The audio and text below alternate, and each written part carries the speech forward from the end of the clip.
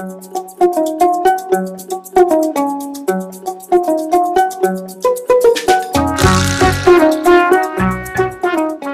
journalistes de la presse étrangère, chers invités, je voudrais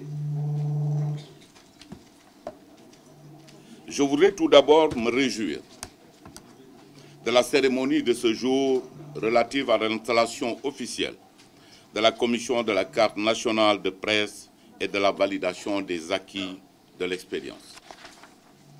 Votre présence en si grand nombre prouve à suffisance que cette commission était très attendue, non seulement par les acteurs de la presse, mais par tout le public sénégalais.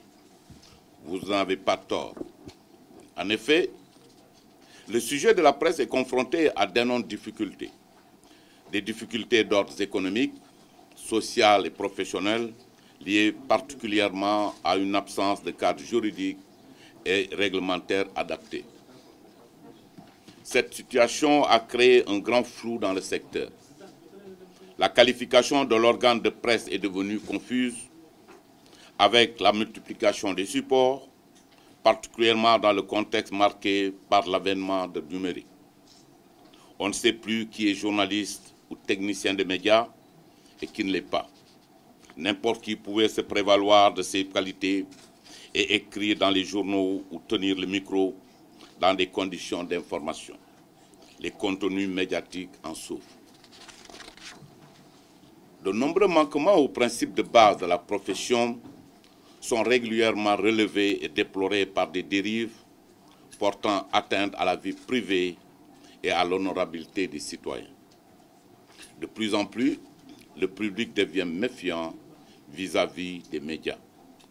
Or, nous en convenons tous que malgré le rôle important que joue la presse dans l'éveil de la conscience et sa large contribution à la construction des sociétés modernes, à la promotion et à la consolidation de la démocratie, elle peut aussi, si elle n'est pas professionnelle et adossée sur les principes d'éthique et de déontologie, détruire des vies, disloquer des foyers, entraîner des communautés dans des crises profondes et dramatiques.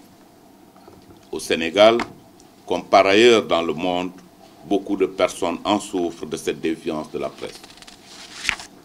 L'illustration la plus parlante de ces dérives de la presse, enseignée d'ailleurs dans des écoles de journalisme, est les génocides rwandais de 1994 avec ses millions de morts.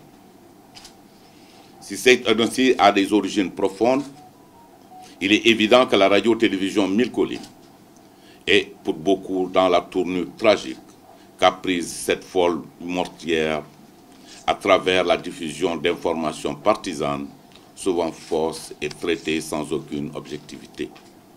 Mesdames et messieurs, c'est dans ce contexte difficile pour la presse sénégalaise que le code a été élaboré avant d'être adopté en 2017.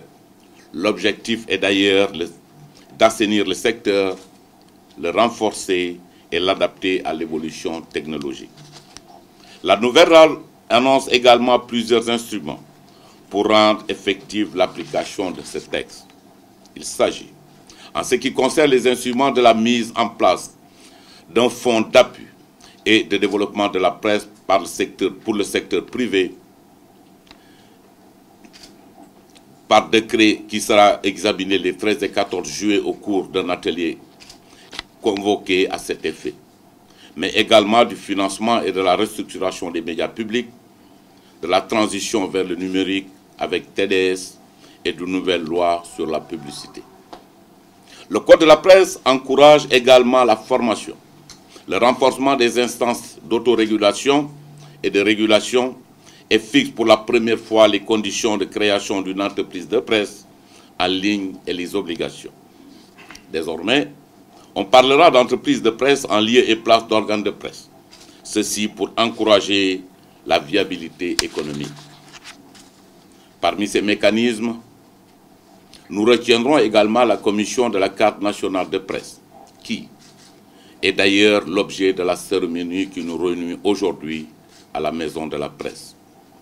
L'étendue et l'importance de ces projets énoncés par le Code montre à suffisance que l'État du Sénégal, qui accorde beaucoup d'importance à la presse pour son rôle fondamental dans la société, a fait de son développement une priorité absolue. Mesdames et messieurs, la commission de la carte nationale de presse, qui fait l'objet de la commission de validation des acquis par l'expérience, est créée par la loi 2007-27 du 13 juillet 2007 portant code de la presse. Elle est mise à la place par l'arrêté ministériel et est composée de 8 membres titulaires et leurs suppléants. Les 4 membres titulaires sont des journalistes et des techniciens des médias nommés sur proposition des associations de presse, notamment le CORED, le SENPIC, l'Appel pour la presse en ligne et le CEDEP représentant le patronat. Les 4 viennent des institutions, notamment du ministère chargé respectivement de la justice, du travail, de la communication et l'organe régulateur. La commission a été élue à sa tête le 15 janvier dernier 2 journalistes, en l'occurrence de M. Daouda Fine et de M. Bakary Dominique Mané, respectivement président et vice-président. Je leur renouvelle mes chaleureuses félicitations et mes encouragements, ainsi que l'ensemble des membres de la commission. Je le disais à l'entame de mon propos, la carte nationale de presse, qui n'était pas dérivée depuis les années 2006-2007, était très attendue par les professionnels des médias. Elle était attendue car, conformément au code, seuls les détenteurs de ce document peuvent désormais se prévaloir de la qualité de journaliste ou de technicien des médias, et c'est important pour l'avenir du secteur. En effet, en dehors de l'identification des vrais professionnels, la nouvelle carte sera exigée pour prouver votre qualité de journaliste ou de technicien des médias à l'occasion de l'établissement de tout acte administratif. Elle sera aussi demandée si le journaliste ou le technicien veut bénéficier des dispositions prises par les autorités étatiques en faveur de la presse. Conformément au code, la carte professionnelle nationale donne également à son titulaire un accès libre à tous les lieux et espaces d'événements ou de manifestations publiques où il est censé effectuer son travail de journaliste ou de technicien. En revanche, celui qui ne détient pas la carte ne pourra pas bénéficier de ces avantages et court le risque, en cas de dérive, de ne pouvoir profiter de la protection que la législation garantit aux professionnels de la presse. Mesdames et messieurs, il faut être titulaire de diplôme d'école de formation professionnelle reconnu par l'État pour se prévaloir de la qualité de journaliste ou de technicien et disposer de la carte nationale de presse. Ceux qui exercent déjà la profession dans les rédactions et ne disposant pas de diplôme, 2 cas de figure s'offrent à eux pour avoir le statut de journaliste et disposer de la carte de presse. Il faut soit être titulaire d'un diplôme de licence ou l'équivalent, suivi d'une pratique professionnelle de 2 ans dans la collecte, le traitement et la diffusion de l'information au sein d'une entreprise de presse sanctionnée par une commission de validation des acquis de l'expérience. Pour ceux qui ne détiennent pas de diplôme de licence et ne remplissant pas les critères retenus pour avoir la qualité de journaliste ou de technicien des médias, ils peuvent aussi passer devant la commission s'ils justifient d'une expérience d'au moins 10 ans dans la collecte, le traitement et la diffusion de l'information au sein d'une entreprise de presse. Je ne vais pas m'appesantir sur toutes les dispositions relatives à la carte de presse et à la validation des acquis de l'expérience. La commission prendra tout le temps nécessaire pour en faire.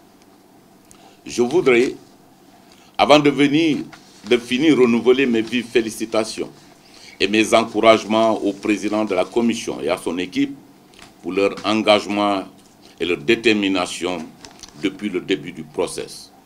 Je suis et je leur souhaite plein succès. Je tiens à vous rassurer, mesdames et messieurs, que l'État du Sénégal, à travers le ministère de la Culture et de la Communication, mettra à votre disposition tous les moyens nécessaires pour le bon fonctionnement de la Commission et l'atteinte de vos objectifs. J'invite également les acteurs à se mobiliser autour de la commission pour sa réussite. Il y va de l'intérêt et de la crédibilité de la profession.